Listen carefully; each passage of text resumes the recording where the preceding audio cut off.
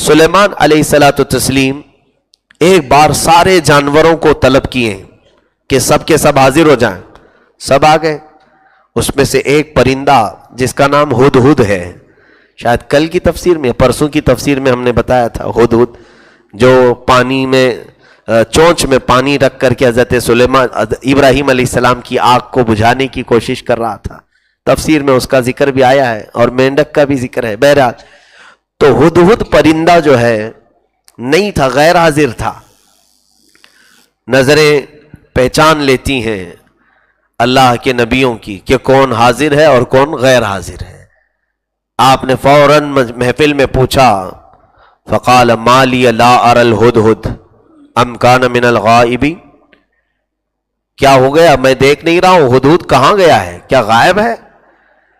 حضرت سلیمان علیہ السلام نے کہا لأعذبنہ عذابا شدیدا، بعد میں آئے گا تو سخت سزا دوں گا اس کو، او لأذبحنہ، یا تو پھر اس کو ذبح ہی کر دوں گا، او لیأتینی بسلطان مبین، یا تو پھر کوئی معقول عذر لے کر کے آئے کہ کیوں نہیں آیا تھا.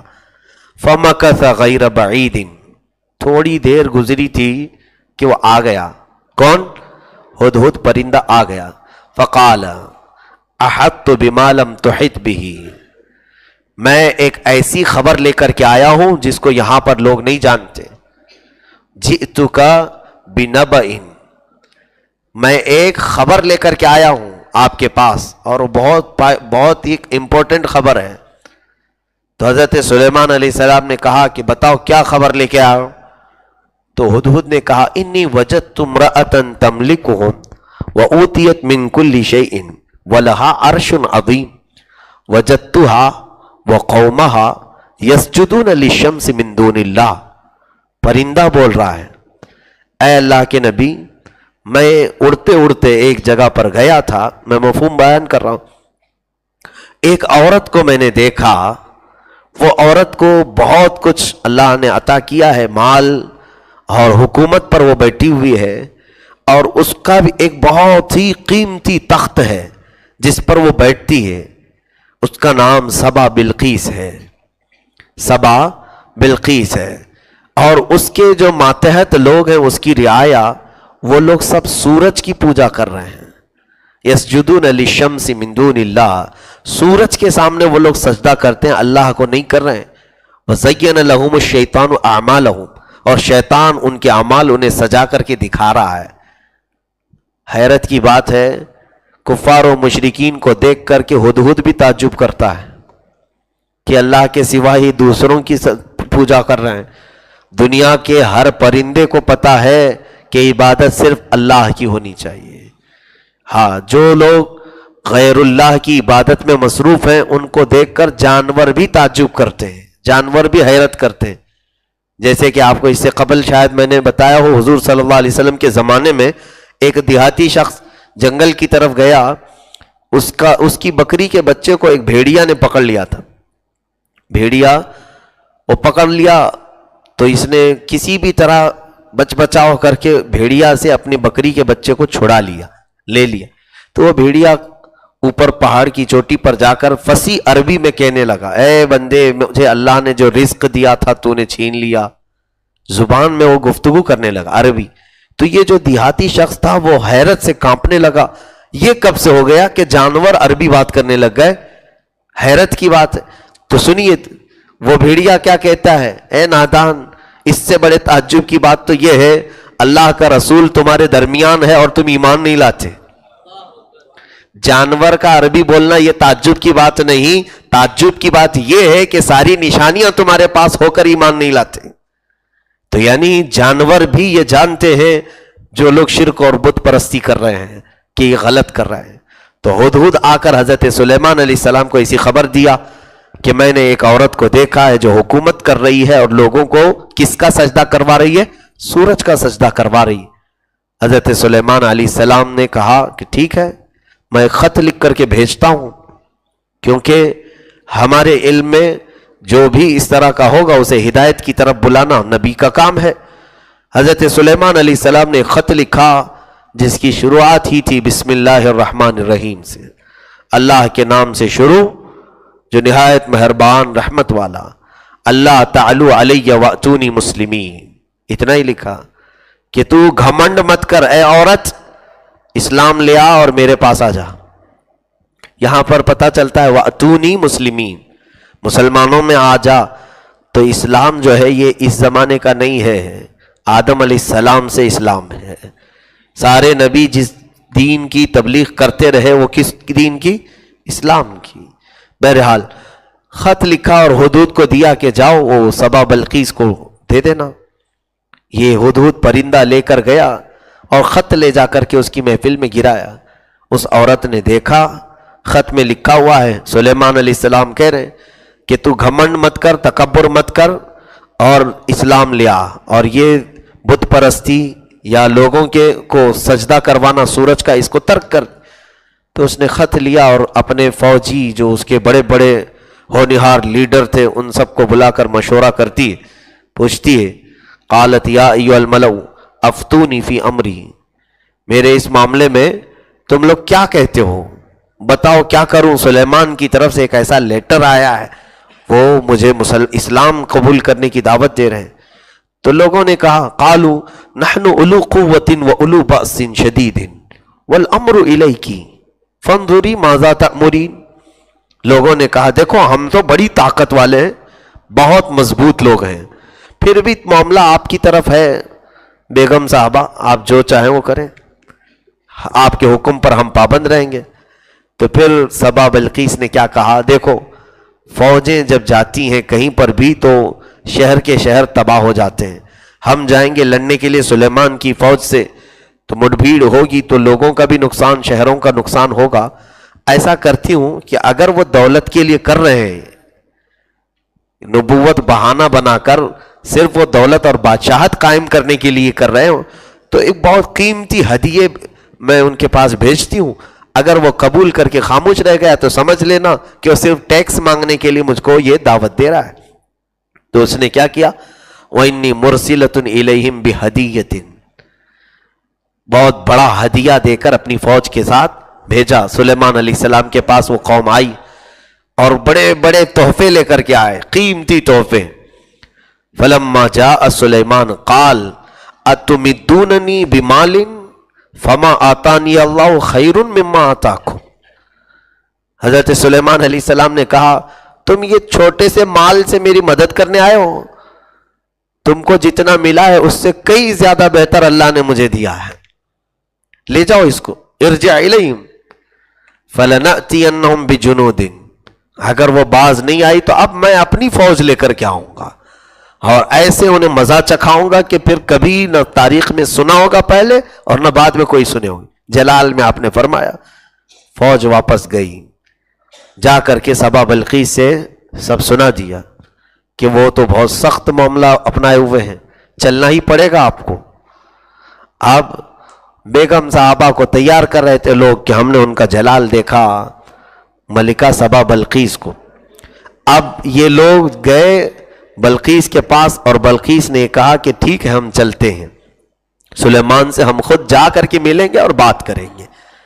تو حضرت سلیمان علیہ السلام کو یہ بھی خبر آ گئی کہ ملکہ بلقیس آنے والی۔ کہاں رہتی تھی جانتے ہیں؟ یمن میں، اور حضرت سلیمان علیہ السلام فلسطین میں تھے۔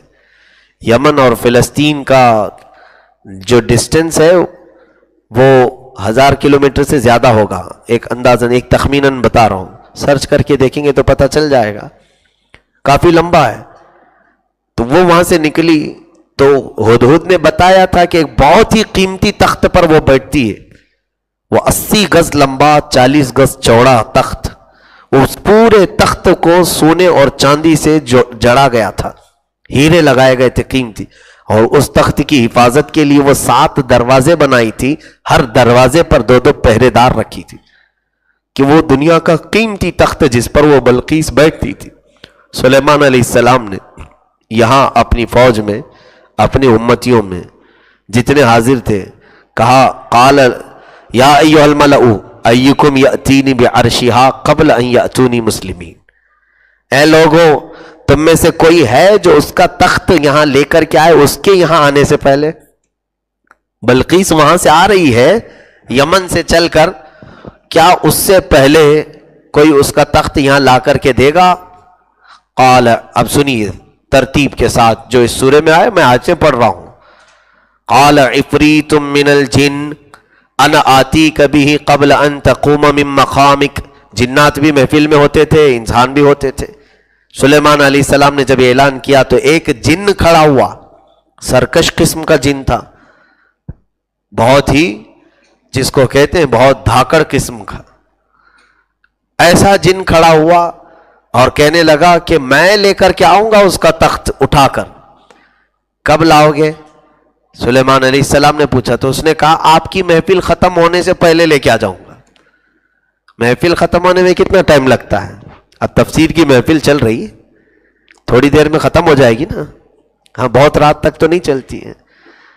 ظاہر سی بات ہے کسی بھی محفل کے ختم ہونے سے پہلے لانا یہ بہت بڑے کمال کی بات ہے. سلیمان علیہ السلام نے کہا کیا اس سے بھی جلدی کوئی لا سکتا ہے؟ جبکہ وہاں پر مقصد ضروری نہیں تھا، محفل ختم ہونے سے پہلے بھی لے آ جاتا جن تو کیا نقصان کہ بلقیس کو آنے میں شاید مہینہ لگنے والا تھا. وہ یمن سے چل کر کے آ رہی ہے، اس کے آنے سے پہلے حضرت سلیمان علیہ السلام نے پوچھا تھا کہ لے آؤ، لیکن جن نے تو یہاں تک کہہ دیا کہ آپ کی محفل ختم ہونے سے پہلے میں لے آؤں. اب سلیمان علیہ السلام نے کہا نہیں اور کوئی ہے؟ اب دوسرا جنات کی ختم ہو گئی، انسانوں میں سے ایک اٹھا، حضرت سلیمان علیہ السلام کی امت میں سے تھے. قال الذی عنده علم من الکتاب. اللہ اس بندے کی صفت میں فرما رہا ہے کہ ان کی محفل میں بیٹھا ہوا جس کے پاس کتاب کا علم تھا. کون سی کتاب؟ زبور کا. زبور، اللہ کی کتاب کا علم تھا. وہ بندہ اٹھا، کہا انا آتی کبھی قبل ان یرتد الیک طرفک. اے اللہ کے نبی میں لے آؤں گا وہ تخت. کہا کب لاؤ گے؟ کہا آپ کی پلک جھپکنے سے پہلے. قرآن میں یہ ہے آپ کی پلک جھپکنے سے پہلے لے آؤں گا. فلما رآہ مستقرا عنده. اتنا ہی نہیں، قرآن میں یہ بات آئی ہے، اللہ فرما رہا ہے کہ اس بندے نے کہا تو کہ آپ کی پلک جھپکنے سے پہلے لاؤں گا. پھر سلیمان علیہ السلام نے پلٹ کر کے دیکھا تو وہ تخت لا چکا تھا. یہ کون؟ جن نہیں، جنات میں سے نہیں، انسانوں میں سے. سلیمان علیہ السلام کی امت کے ایک ولی تھے جن کا نام آصف بن برخیہ، تفسیر میں لکھا گیا ہے. تو یہ تخت لا کر رکھ بھی دیے. کتنا بڑا تھا؟ 80 گز لمبا، 40 گز چوڑا. اس زمانے کے 100 لوگ بھی نہیں اٹھا پائیں گے اس کو. وہ تخت اکیلے تنہا وہ لے کر کے آئے. 1000 کلومیٹر سے دور کا فاصلہ ہے، وہاں سے پلک جھپکنے سے پہلے لائے. اسی سے تو ثابت ہے قرآن پاک میں اولیاء کی کرامت کا ثبوت کہ اولیاء کاملین کو اللہ نے یہ تصرف اور یہ اختیار عطا کیا ہے کہ وہ ان کے لیے مولا تعالیٰ زمین کو سمیٹ دیتا ہے، وقت کو گھیر دیتا ہے اور طاقت کو بلند و بالا کر دیتا ہے. وہ جو چاہے مولا تعالیٰ کے حکم سے دنیا میں کر سکتے ہیں. اب یہاں سے اندازہ کیجیے آپ کہ وہ کون تھے؟ حضرت سلیمان علیہ السلام کی امت کے کون تھے؟ ولی تھے، انسان تھے. یہاں سے یہ آپ سب کو معلوم ہونا چاہیے کہ جنات سے کئی زیادہ درجے قوت اللہ نے انسانوں کو عطا کی. پھر چلے کر کر کے کیوں جنات پکڑنے جاتے ہیں؟ نہیں دیکھتے کچھ بابا لوگ کہتے ہیں میرے پاس جنات ہیں، میرے پاس جنات ہیں. کیوں جنات رکھے ہو؟ تمہارے پاس طاقت نہیں ہے، آپ خالی ہو، اس کے لیے جنات پکڑ رہے ہو.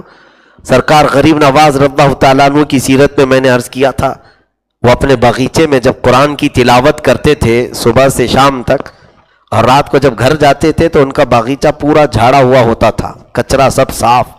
روز دیکھتے تھے یہ کون کر کے جاتا ہے. ایک دن رات میں باغیچے میں رک گئے دیکھنے کے لیے. آدھی رات گزری تو جھاڑنے کی آوازیں آنے لگی، جھاڑو کی. حضرت سرکار غریب نواز فوراً اندر گیا اور پوچھا کون لوگ ہیں جو میرا کام کر رہے ہیں؟ اگر دوست ہے تو دوست سے چھپنا نہیں چاہیے دوست کو. تو وہ 6 لوگ تھے جو ظاہر ہو گئے، 5-6 لوگ تھے بڑی بڑی شکلوں کے، سفید لباس. انہوں نے کہا ہم جنات ہیں، ہم جنات ہیں. کہا کیوں؟ میرے باغیچے کا کام کیوں کر رہے ہو؟ کہا ہم برسوں سے قرآن پڑھتے تھے لیکن روزانہ آپ کی تلاوت سن سن کر کے ہماری تجوید صحیح ہو گئی. آپ جو قرآن پڑھتے ہیں اس سے ہم نے اپنی تلاوت صحیح کر لی، اس حساب سے آپ ہمارے استاد ہوتے ہیں اور شاگرد استاد کا کام تو کر ہی سکتا ہے۔ تو سرکار غریب نواز رضی اللہ تعالیٰ عنہ نے ان لوگوں سے کہا کہ تم اپنے کام پر لگے رہو، مجھے کوئی خلل اندازی نہ کرو، ختم کر دیا۔ یہ نہیں کہ میرے پاس جنات کام کر رہے ہیں تو اب اور بھی دوسرا بھی کام کرا لوں، 4 مالے کی بلڈنگ بھی بنا دوں، ہاں دیکھو وہاں سے پیسے اٹھا کر کے لاؤ۔ نہیں، یہ اللہ کے اولیاء بے نیاز تھے، انہیں معلوم تھا اللہ ان سے کئی زیادہ قوت انسانوں کو عطا کی۔ آپ کے پاس قوت ہے جنات سے زیادہ، جنات سے خوف نہ کرو، ڈرو مت، جنات تم سے ڈرتے ہیں، جنات انسانوں سے ڈرتے ہیں، اور تقریباً دنیا کی سب مخلوق تم سے ڈرتی ہے، سب ڈرتے ہیں۔ اللہ تبارک و تعالیٰ نے انسان کا رعب دوسری مخلوقات میں رکھا ہے۔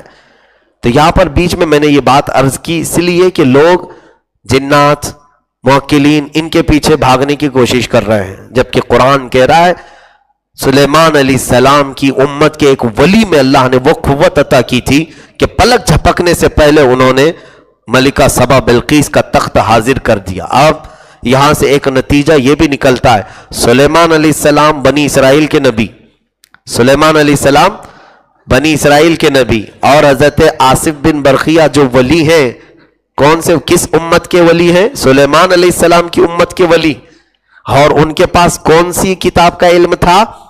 زبور کا۔